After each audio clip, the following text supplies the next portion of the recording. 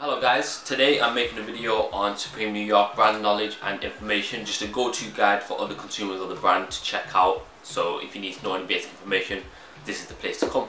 So let's get right into it. Supreme, or Supreme New York, whatever you want to call it, started in 1994 in Manhattan, New York. They're a skateboarding brand that is highly influenced by street culture and street style, and they appeal to that audience, such as myself, which is why I have the Supreme box logo t-shirt on right now. They're 20 years later, they're still going as strong as they were when they first started, and now they're located in 5 large areas of the world, such as Tokyo, LA, California, of course the Manhattan store, and London. So they're in large areas where consumers are targeted. James Jebbia is the head of Supreme New York, and he started it back in 1994 as mentioned, so he is the head of Supreme and the owner. Many of you that know about Supreme New York know how iconic the box logo actually is and how much it stands for to do with the brand and street culture. But the actual box logo wasn't actually just an idea by James Jebbia, it was inspired by Barbara Kruger, who was a propaganda artist. She had a lot of art and it was surrounded by propaganda, and it was captions in this style and this format with a red background and a white font. So that's where this whole idea of Supreme sprung from, and 20 years later it's just as iconic for Supreme as it was for her art. Back in 1994 when Supreme first started, this was the first t-shirt they actually released, which was just a basic box logo alongside a Robert De Niro Taxi Driver t-shirt and an Afro Skater t-shirt. But just this past year, this past collection, this was re-released as a 20th anniversary collection alongside that Taxi Driver jersey, and obviously that's how I managed to buy it, which I'm very happy with. The box logo retailed at £35 when it was released in the UK, but the resale on it is upwards of £100, so you can see the urgency of how much people want it in the street style community. James Jebbia actually said one time in an interview that the reason why it's so limited is because he doesn't want to be stuck with stock that he just can't move or sell, or the company can't move or sell. But obviously as time has gone on, you can see that how that comment has become void in a way, because you know, if you know anything about Supreme, you know that their stuff just sells in like minutes, and they continue to do this, and I believe that in the years and the collections to come it will continue to sell out as quick as it has been. If you've ever been to a Supreme store, you can see how different the layout is compared to a normal store.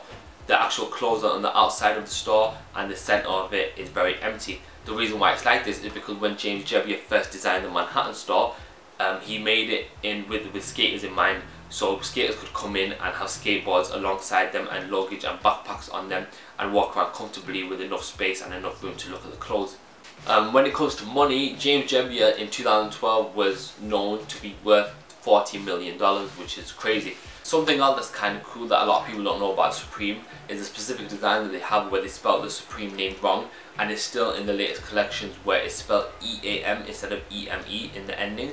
And the reason why it's like that is because the pro skater at the time when the Manhattan store opened, Mark Gonzalez, he used to write postcards to the store itself, and because the name wasn't established, he wasn't sure how it was spelled, and he'd always spell it wrong.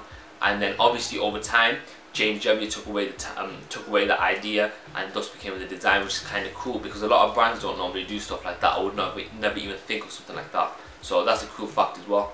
Coming to celebrities and Supreme, Tyler the Creator and Odd Future are one of the biggest groups to wear Supreme and endorse the brand so well. At the time when Tyler won his 2011 VMA, he wore a Supreme 5 panel, and that's broadcast to millions and millions of people, so obviously you can see that how far the brand gets out. A lot of people don't actually know why Tyler the Creator actually likes the brand so much, but he had an interview with GQ magazine and he explained that at the time when he was younger in LA, Supreme store was one of the only stores that sold skateboards, and he was a skater from an early age. There was 2 colleagues at that Supreme store that looked after Tyler on a daily basis, and they treated him like a younger brother, and he really appreciated that. So on his come up, when he was coming up as an artist, he treated Supreme as a family, and he brought them alongside with him. And to this day they still talk, and he's managed to meet with James Jebbia himself, and they're like family almost. So it's all a big family with Odd Future and Supreme itself. Other artists such as Drake, Kanye West, Lil Wayne, even Kid Cudi, they all love wearing the Supreme brand. So that's one good thing about Supreme, is that they're constantly being celebrity publicized.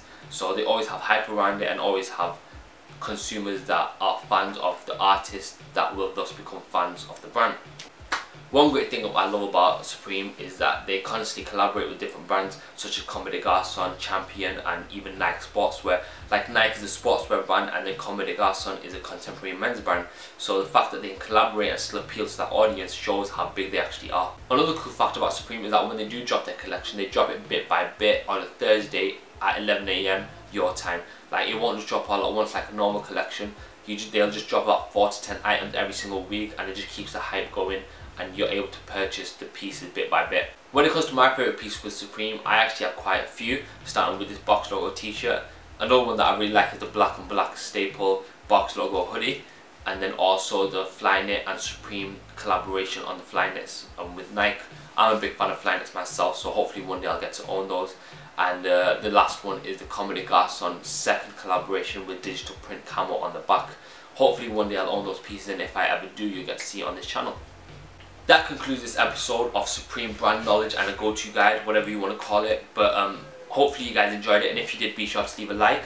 Hopefully I'll be making some more on different brand histories and knowledge, and if you have any suggestions, just comment them below. I'll be sure to check it out. So thanks for watching, and I'll see you guys soon.